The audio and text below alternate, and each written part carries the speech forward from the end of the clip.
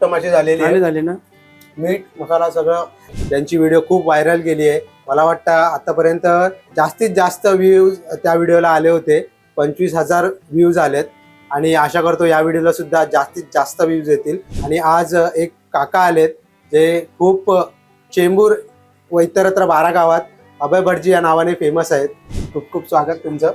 काका, आज तुम्ही कोणती अशी रेसिपी बनवणार आपल्या प्रेक्षकांसाठी? तुम्हाला सगळ्यात खायला काय आवडतं, गोड की तिखट? पनीर जास्त आवडतं की मशरूम? मला तर तुम्हाला घरचं जेवण आवडतं की हॉटेलचं? पण हे का झाकून ठेवायचं तर 20 मिनिटं कमीत कमी ह्याला शिजवायला पाहिजे. आता 20 मिनिटं शिजल्यावरती काय होते माहिती आहे, त्याची चव नरम पडते, चवीला पण चांगली लागते. आणि ते तुमच्या नारळाचं खोबरं, ओलं खोबरं टाकलेलं आहे, त्या ओळख खोबऱ्यामध्ये काय होतं माहिती, त्याचा अर्क त्या पूर्णतः बटाट्याच्या भाजीला दिसायला लागते, त्याची चव लागते. उत्तम अशी झालेली झाले ना. मीठ मसाला सगळं.